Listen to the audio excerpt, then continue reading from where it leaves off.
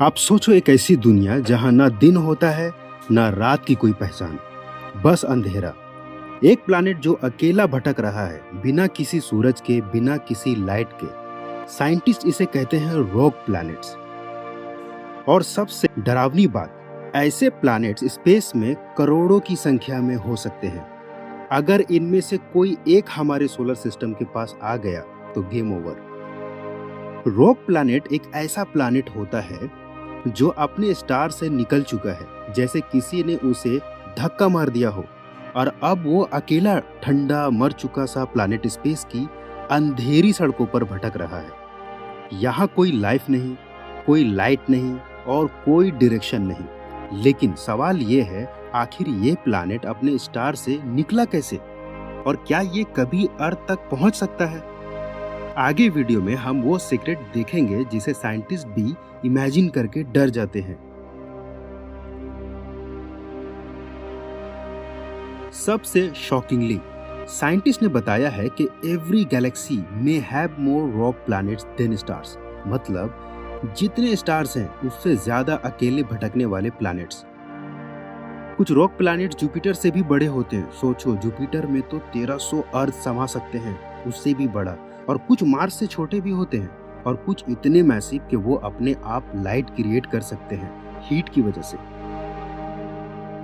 लेकिन majority are frozen death worlds. Temperature तो -200, 250, कभी कभी तो 300 डिग्री सेल्सियस तक चले जाते हैं।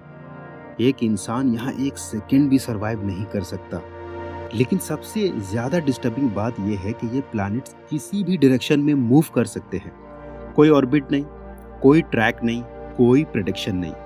अगर एक रॉक प्लैनेट किसी गैलेक्सी के अंदर घुस गया, वो स्टार, प्लैनेट्स और पूरे सोलर सिस्टम को डिस्ट्रॉय कर सकता है।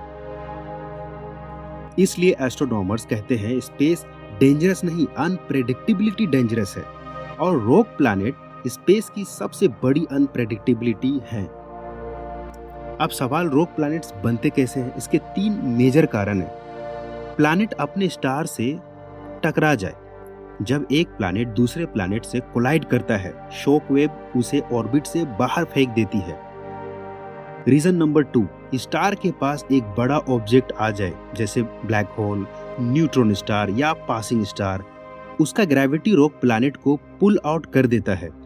और रीजन नंबर 3, अपना स्टार ही मर जाए। जब एक स्टार सुपरनोवा होता है, उसका ग्रेविटेशनल होल टूट जाता है, प्लैनेट्स उड़कर स्पेस में चले जाते हैं। ये सुनने में सिंपल लगता है, लेकिन हर एक्सप्लोजन एक सोलर सिस्टम की मौत होती है।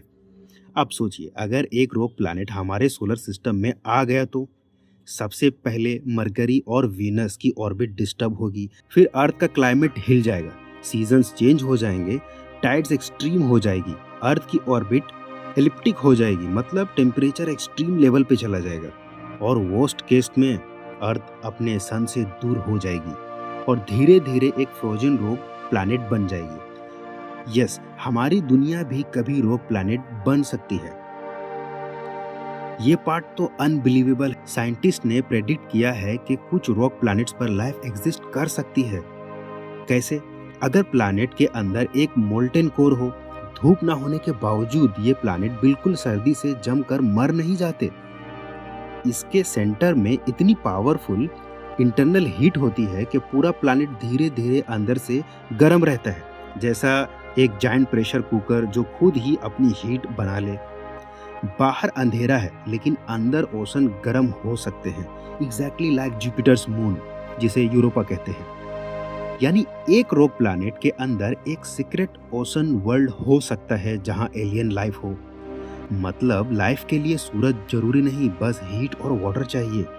रॉक प्लैनेट्स स्पेस के घोस्ट होते हैं, ना उनका घर है ना उनका फ्यूचर, बस अंधेरा, ठंड और एंडलेस ट्रैवल। और हमारे आसपास हमसे कुछ लाइट ईयर्स के डिस्टेंस पर ऐसे हजारों प्लैनेट्स हो सकते हैं। ये छोटी सी जानकारी आपको कैसी लगी, कमेंट में जरूर बताना। मैं मिलता हूँ आपसे नेक्स्ट वीडियो में।